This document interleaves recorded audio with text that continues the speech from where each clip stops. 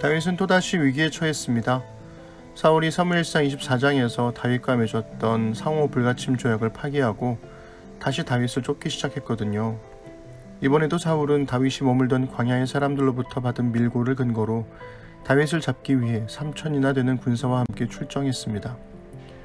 그런데 이번엔 양상이 조금 달라요. 늘 다급하게 가까스로 도망만 치던 다윗은 이제 사울의 진을 먼저 정탐하고 진의 중심에서 잠든 사울을 먼저 발견하죠. 다윗은 조카인 아비새와 함께 사울의 진으로 향합니다. 아비새는 하나님이 주신 기회라며 다윗을 설득하고 사울을 죽이려고 하는데요. 이번에도 다윗은 하나님의 기름 부음 받은 사울을 죽여서는 안 된다고 막아섭니다. 기름 부음 받은 자에 대한 심판은 하나님의 몫이기 때문이죠. 그도 그럴 것이 다윗은 25장에서 자신이 나발을 죽이지 않고도 나발이 죗값을 받는 것을 경험했잖아요. 그래서일까요? 다윗은 이번엔 주님께서 사울을 치시든지 죽을 날이 되어서 죽든지 또는 전쟁에 나갔다가 죽든지라며 구체적이고도 다양한 심판의 방법을 말합니다. 24장의 말씀 묵상에서도 말했듯이 기름 부음 받은 자를 죽여서는 안 된다는 금지 명령은 다윗 자신을 위한 일이기도 합니다. 사람의 손으로 인한 심판이나 보복이 허용되면 훗날 왕이 된 다윗도 같은 위협에 처하게 될 테니까요. 게다가 권력을 차지하기 위해 하나님의 이름을 빌려 정당화하는 일은 비일비재한 일이기도 합니다. 그러니 다윗은 하나님의 이름으로 쿠데타를 일으켜서는 안 된다는 경고를 하고 있는 셈인 거죠. 다윗은 사울을 죽이지 않고 그의 머리맡에 있던 창과 물병만 가지고 나옵니다. 다윗과 아비새는 왕을 호위하는 경계를 뚫고 어떻게 이렇게 완벽하게 다녀올 수 있었을까요? 성경은 하나님께서 사울의 군대를 잠들게 하셨다고 말합니다. 평범한 우연을 믿음의 말로 고백하는 것이 신앙임을 다시 한번 확인하게 되네요. 오늘은 사무엘상 26장 1절부터 25절까지 읽어드리겠습니다. 10광야의 주민이 기브아로 사울을 찾아와서 밀고 하였다. 다윗은 여시몬 맞은쪽 하길라 산 속에 숨어 있는 것이 확실합니다. 그래서 사울이 일어나 이스라엘에서 3,000명을 골라 거느리고 10광야에 있는 다윗을 찾으러 직접 10광야로 내려갔다. 사울은 여시몬 맞은쪽 하길라 산 속으로 들어가 길가에 진을 쳤다. 이때 다윗은 바로 그 광야에 있었기 때문에 사울이 자기를 잡으려고 그 광야로 쫓아온 것을 알게 되었다. 다윗은 곧 정찰대원들을 파견하여 사울이 와 있는 장소가 어디인가를 확인하게 한 다음에 사울이 진을 친 곳으로 가보았다. 다윗이 그곳에 와보니 사울과 넬의 아들 아브넬 군사령관이 자고 있었는데 사울은 진의 한가운데서 자고 그의 둘레에는 군인들이 사방으로 진을 치고 있었다.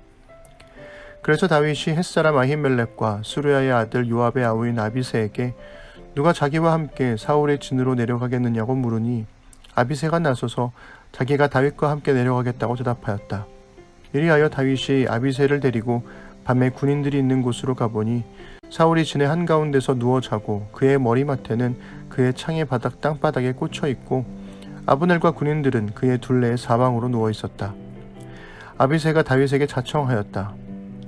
하나님이 오늘 이 원수를 장군님의 손에 넘겨주셨습니다. 제가 그를 당장 창으로 찔러 땅바닥에 박아놓겠습니다. 2번 찌를 것도 없이 한 번이면 됩니다. 그러나 다윗은 아비새에게 타일렀다. 그를 죽여서는 안 된다. 그 어느 누구든지 주님께서 기름 부어 세우신 자를 죽였다가는 벌을 면하지 못한다. 다윗이 말을 계속하였다. 주님께서 확실히 살아계심을 두고 말하지만 주님께서 사울을 치시든지 죽을 날이 되어서 죽든지 또는 전쟁에 나갔다가 죽든지 할 것이다. 주님께서 기름 부어 세우신 이를 내가 쳐서 죽이는 일은 주님께서 금하시는 일이다. 그러므로 이제 우리는 그의 머리맡에 있는 창과 물병만 가지고 가자.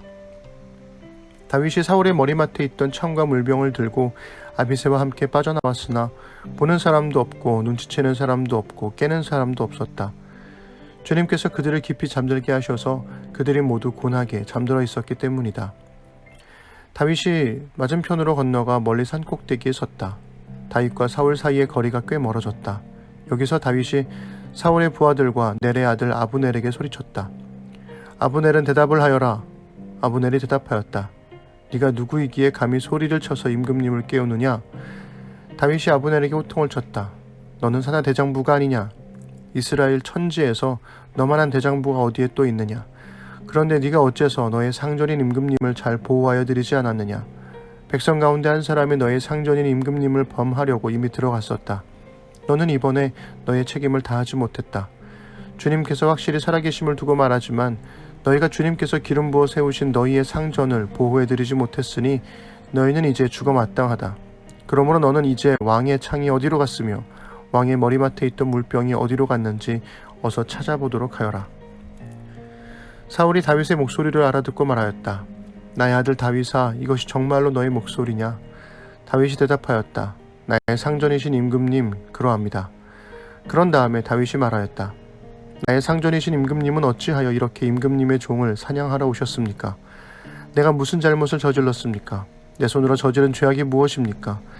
나의 상전이신 임금님은 이 종이 하는 말에 귀를 기울여 주시기 바랍니다. 임금님을 충동하여 나를 치도록 시키신 분이 주님이시면 나는 기꺼이 희생제물이 되겠습니다.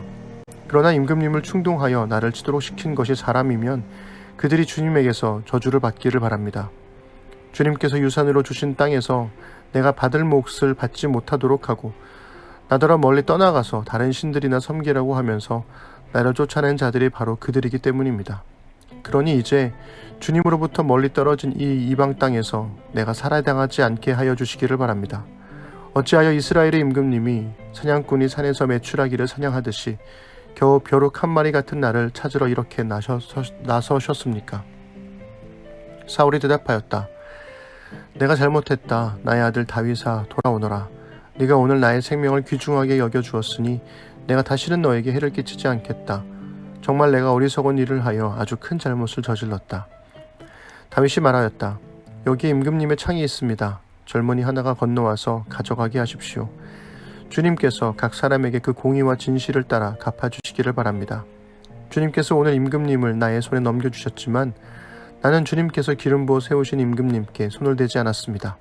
그러므로 내가 오늘 임금님의 생명을 귀중하게 여겼던 것과 같이 주님께서도 나의 생명을 귀중하게 여기시고 어떠한 궁지에서도 나를 건져내어 주실 것입니다. 사울이 다윗에게 말하였다. 나의 아들 다윗아, 하나님이 너에게 복 주시기를 바란다. 너는 참으로 일을 해낼 만한 사람이니 매사에 형통하기를 바란다. 다윗은 자기의 길로 가고 사울도 자기의 궁으로 돌아갔다. 아멘. 사울의 진을 빠져나온 다윗은 멀찌감치 떨어진 곳에서 사울의 군대 장관 아브넬을 불러 깨우고 호통을 치죠. 아브넬은 24장에서도 사울 왕을 제대로 지키지 못했고 이번에도 지키지 못했습니다. 군대 장관 아브넬의 체면이 말이 아닌 거죠.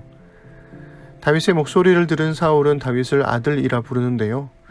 그러나 사울은 자기 딸 미갈을 다윗에게서 빼서 발리에게 이미 주었기 때문에 사울과 다윗 사이의 가족의 연은 벌써 끊어졌습니다. 그래서일까요? 24장에서와는 다르게 다윗은 사울을 더 이상 아버지라고 부르지 않죠. 다윗은 이번에도 자신의 무고함을 호소하고 사울의 추격을 멈출 것을 요청합니다. 그런데 여기서도 은근히 사울의 잘못을 고발합니다. 즉 다윗은 자신에게 영모죄를 씌워 죽이려고 사울을 충동한 사람들을 주님이 저주하길 바란다고 말하는데요. 알다시피 다윗을 죽이려는 사람은 다름 아닌 사울 그 자신이었으니까요. 그러니 다윗은 겉으로는 사울 왕이 자신을 죽이려고 할 리 없다고 믿는 듯이 말을 하면서 실제로는 사울 스스로가 자신의 죄를 깨닫기를 바랬던 게 아닐까 싶습니다. 이번에도 사울은 자신의 잘못을 고백하고 다윗을 죽이지 않겠다고 말하죠. 하지만 다윗은 그 말을 그대로 믿지 않습니다. 다윗은 사울의 창을 가져가게 하고 사울과 사울의 군사들 그리고 다윗의 군사들이 모두 듣도록 말합니다.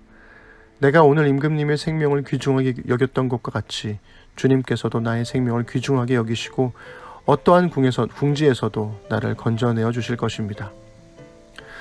그러나 이번에도 사울은 기브아의 궁으로 다윗은 자기의 길로 각각 갈라집니다.